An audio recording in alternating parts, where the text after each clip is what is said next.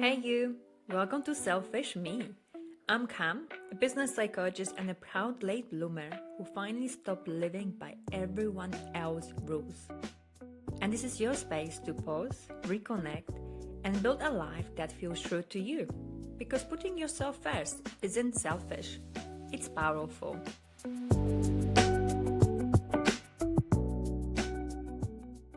Hello, you. I was so happy to see such a positive response to our job hunting series. It clearly came at the right time. Last week, we spoke about preparing for interviews, the psychology of what's actually happening in the room, and what it looks like from a hiring manager perspective. And I promise you that this week, we will cover the double bind. So here we are. And before we get into it, I want to say this. My intention today is not to just explain a concept, it's to give you real, practical tools that you can take and use in interviews, but also in the meetings, performance reviews, in moments where you need to show up and be seen for exactly who you are, so other people can see how brilliant you are, and so you can feel like the powerhouse that you already are. Let's go. So, what is double bind? At its core, it refers to what researchers call the likability versus competence tension, and it's one of the most well-documented findings in gender psychology. Here is what it looks like in practice. If you are warm, friendly, and approachable, people like you, but they question your competence level. You are seen as too soft, too emotional, not strategic enough. But if you are assertive, direct, and ambitious, people respect your competence, but they don't like you. You are too aggressive, too much, not a team player. The trap is that both qualities are required to be successful. Yet, research consistently shows that for women, these two things are perceived as opposites. You can have one or the other, rarely both. There is a now famous study where half a group received a case study about a successful entrepreneur named Heidi, and the other half received the identical case study with only name changed to Howard. Both groups recognize equal competence, but they all preferred Howard, who seemed smart, genuine, and likable. And Heidi, she seemed aggressive, self-promoting, and power-hungry. Same behavior, different name, completely different verdict. Because double bind impacts women, not men. And I want to add something here, because this is important. This is not a men versus women conversation. One of the more uncomfortable findings in this research is that it is not only men who penalize competent women. Women do too. Research found that both men and women penalize successful women in male-typed roles. For women, the mechanism was rooted in social comparison. Seeing a highly successful woman can trigger a threatening feeling, and putting her down becomes a way to protect your own sense of self. But when women in this study receive positive feedback about their own potential, that tendency to penalize other women significantly decreased, which tells us this behavior comes from insecurity, not being malicious. And there is one more layer here that I find really fascinating. It is called self-stereotyping. Over time, the stereotypes that exist out there in society about how women should behave, what women are good at, how women should lead, we slowly absorb them. We build them into our own sense of self, which is exactly why today we are going to do some mirror work. Because unpacking both how we see ourselves and how others perceive us is where the real shift happens. Before we go any further, I want to invite you to pause. We are going to do a short breathing exercise called box breathing. It gently moves your nervous system from fight or flight into rest and digest.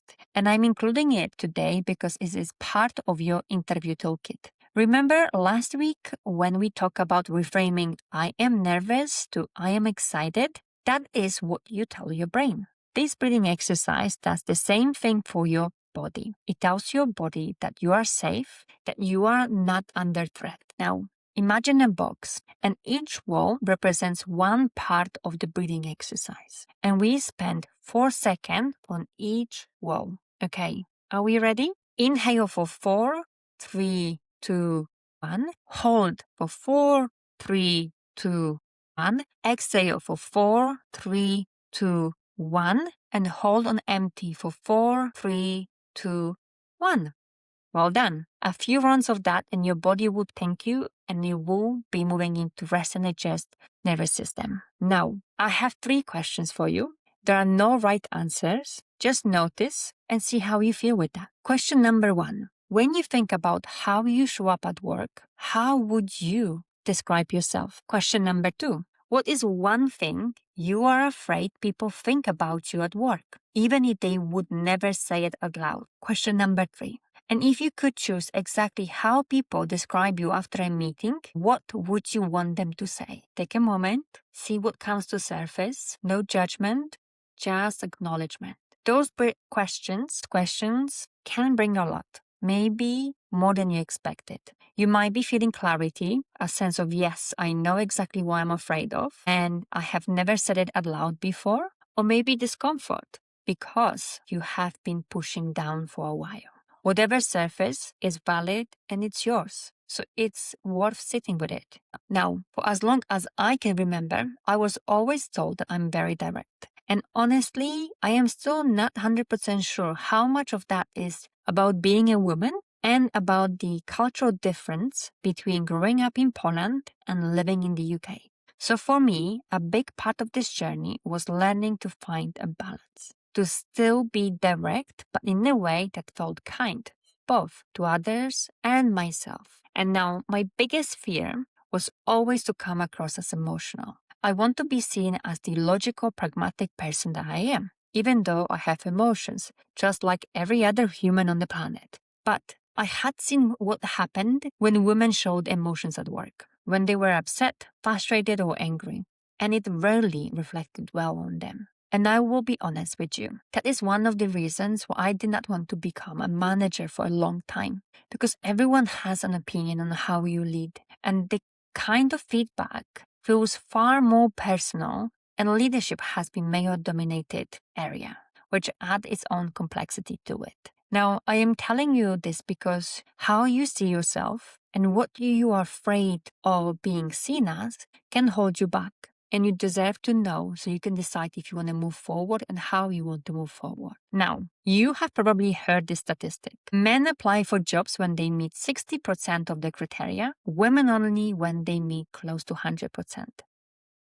I want to be honest with you here. An investigative journalist found that this specific claim was likely based on speculative comment from a senior executive, not actual data. But the broader pattern it describes, that's real. The Behavioral Insights team ran an experiment with over 10,000 people who were all currently looking for a job.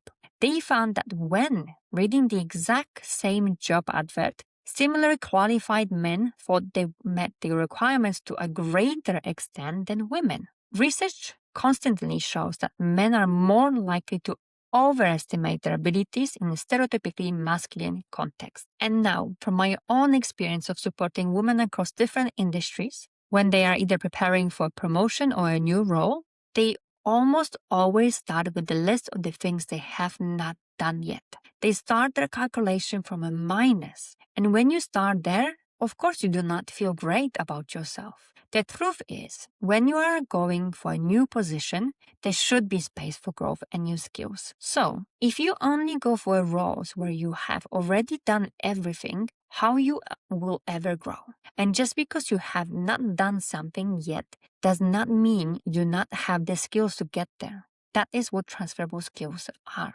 The second thing I want to name, and some of us are definitely guilty of this, I raise my hand first, is attributing our achievements to everything except our own hard work. Researchers studying the impostor phenomenon notice a consistent pattern. Women tend to attribute their achievements to external factors, luck, timing, the help of others, rather than own work and skills and effort.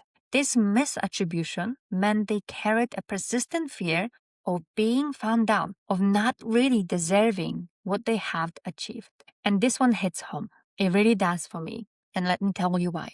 My current job came through a network recommendation. Someone who knew me reached out about the position because they thought I would be a good fit. I went through 4 interviews and got the job. And what I used to say was I got the job thanks to them. What I should have been saying is that I knew about the job thanks to them. I got the job because of my skills, my experience, and the value I bring. By saying I knew about the job through them, I acknowledged the role without taking anything away from myself. The other version, I got it thanks to them, makes it sound like a pure luck, like they handed it to me. And you know what? That's not true. And the evidence is right there in front of me. I went through interviews, I've passed each stage. I also have been in the role for a year, so clearly I'm a good fit. And you know what else? I actually went to a networking event where I've met that person because I was very conscious about building meaningful connections and expanding my network because it's helpful, it's strategic. So I've done all of this, yet I was giving credit to somebody in a way that was taking away from myself. I want you to sit with that and see if you have done anything similar. Because if we believe our successes are down to luck, that is what you will communicate in the meetings and interviews. And that already puts you behind before you even open your mouth. Also, we know that how women are assessed in interviews is different to how men are assessed. Research has shown that evaluators react negatively to high levels of self-promotion from a female candidate because it violates the gender stereotype of being modest and putting others first. Women who self-promote confidently were seen as competent but rather low on warmth, the likability aspect, received lower interview performance ratings. So women are caught. Undersell yourself and you do not get the job. Sell yourself confidently and you still might not get it. The double bind in interview room is a real thing. Saying that is a difficult position to be in is understatement. It's really unfair and it sucks. It really does. At the same time, I see a glimpse of hope because research shows that when interviews are well structured, when the process is standardized and the criteria are clear, the double bind effect reduces significantly. Women prefer equally well the playing field levels. So it was never you, by the way. It is the room. And the more you understand the room, the better you can walk into it on your own terms. The second sign of progress is that in 2022, 5% of the new Fortune 500 board appointees were women. And the percentage of women of those boards rose to almost 30%. I know it's not 50%, but you decide how to hold that data. I chose to hold it with hope. I have been managed by so many brilliant women. I have seen women go after the careers they deserve, and I am one of them. I am head of learning and development for a large fintech company across 5 markets. I am part of a people leadership team. I not only do love my job, I am great at it. I am appreciated and recognized for the value I bring, and I'm likable too. I mean, how you cannot like me? So it is possible. It is happening, and I want that for you. And we need to break the cycle of feeling intimidated by other women, of seeing them as a threat, and of limiting ourselves to gender stereotypes. Because we are many things. It is not this or that. It is this and that. Often change starts with us. Okay. Now, let me take you to the practical part because this is where it gets really good. The tactics I'll be sharing with you are based on a 5-year research project when they interview over 40 women serving on the boards of publicly traded companies across different industries in America. One of the hardest to reach samples in business research. What makes this study rare is that the most research on the boards just counts the numbers of women and they try to guess what happened. This study actually talked to the women themselves. And here's what really got me. The double bind hit so hard in the boardrooms because board members only meet a few times a year. There is no time to build rapport, no history, no relationship. And when we do not know someone well, research tells us we fill the gaps with stereotypes. Sound familiar? It does, because that is exactly what happens in a job interview. You walk in with maybe 45, 60 minutes with someone you have never met, no shared history, and you are expected to make them trust you, like you, and believe you are the right person for the job. All at the same time, under pressure, with everything on the line. You are not imagining how hard it is. It really is. So, These women at the very top of corporate America developed 6 tactics to navigate this. And I want to share them with you because they translate directly into interview room.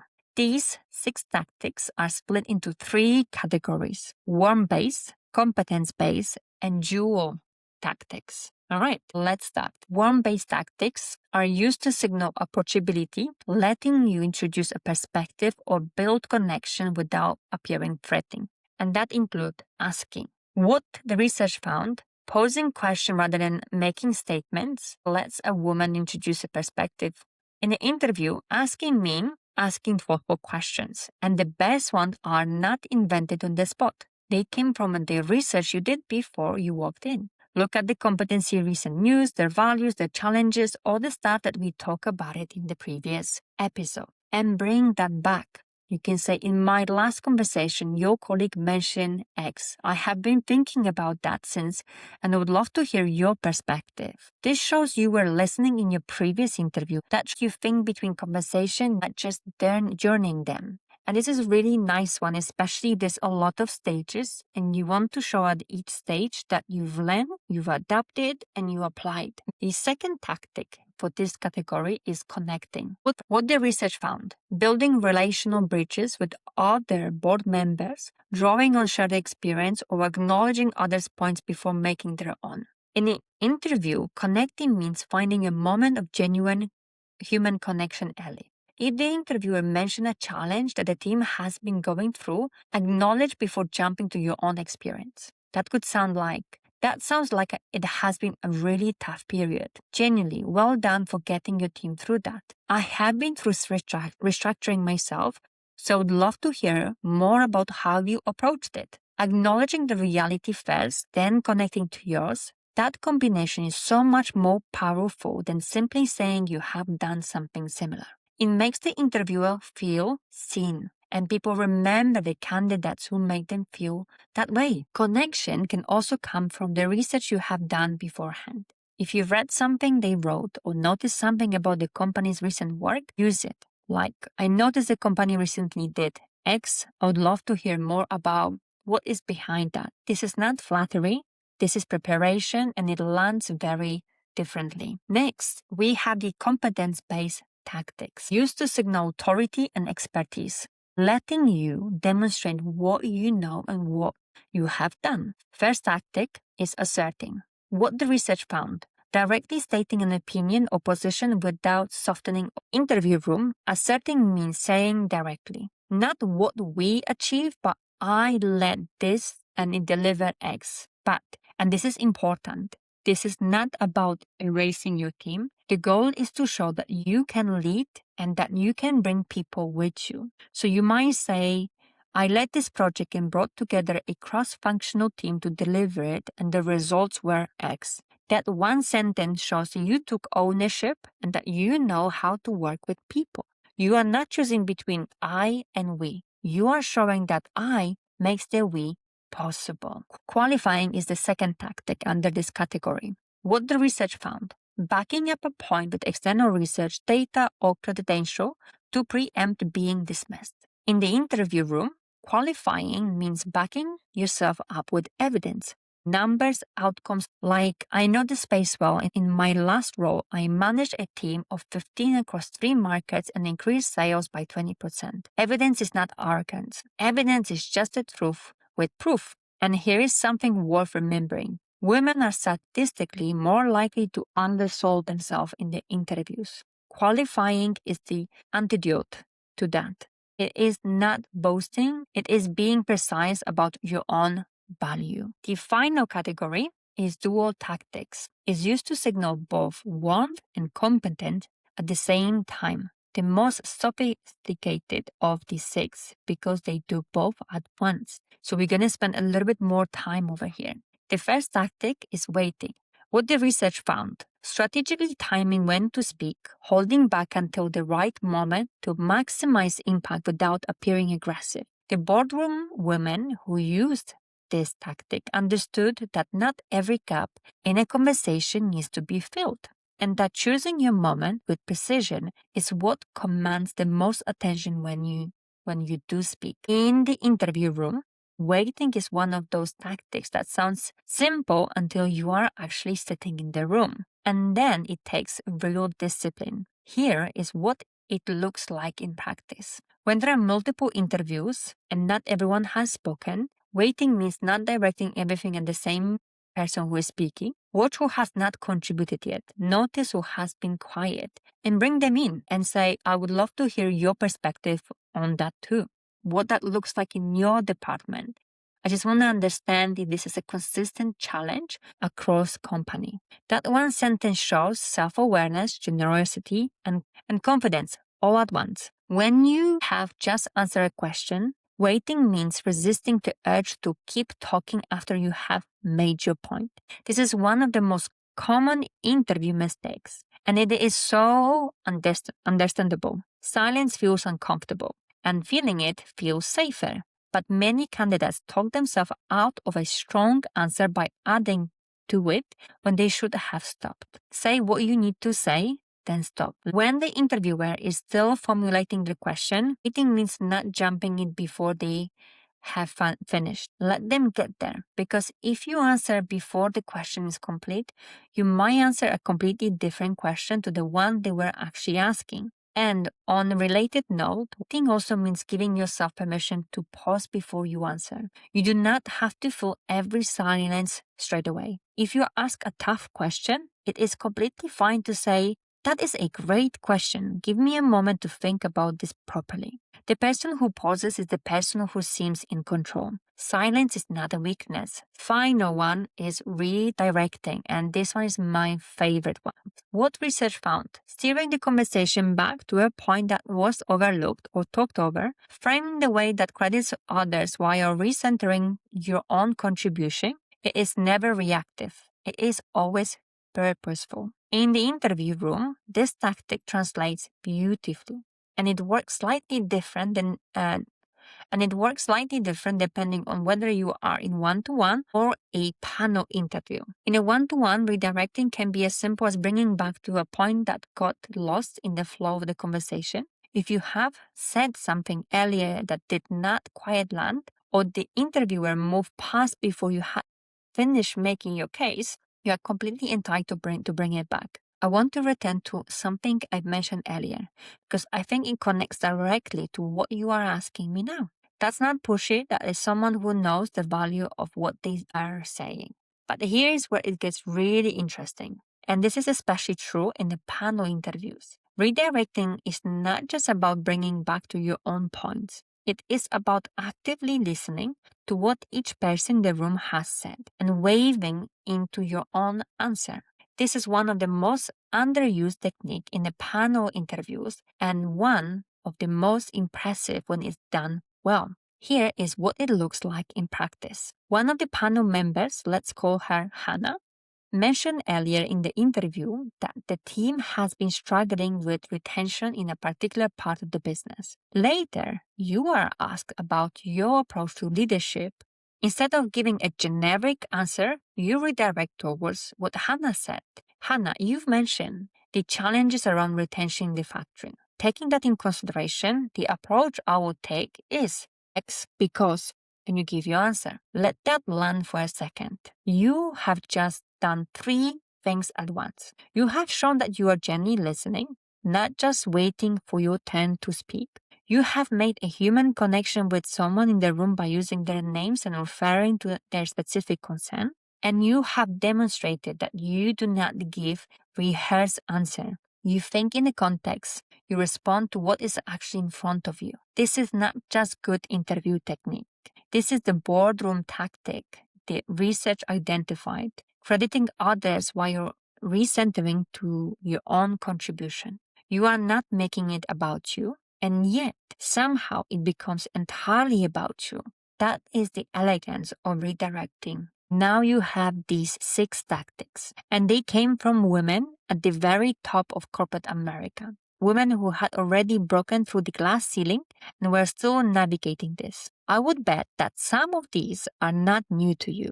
You've probably been using some of them already without realizing it. My intention is to name them so you can now use them consciously and not assigning them to something that is outside of your skill set, like You can decide what you want to reach for and when. Okay, we are coming to the end of our time together.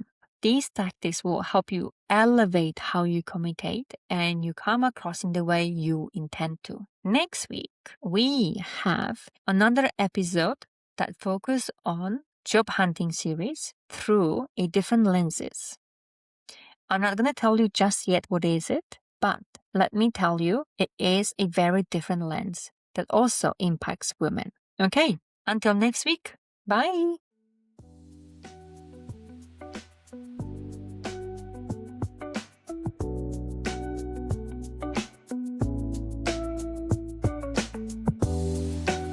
Thank you so much for listening. It honestly means the world to me. If something from today's chat made you smile, think, or feel seen, share it. That's how our Selfish Me community grows. This podcast is about real voices and reminding each other that we are not alone. We are all figuring out how to do life our way, and you are doing better than you think.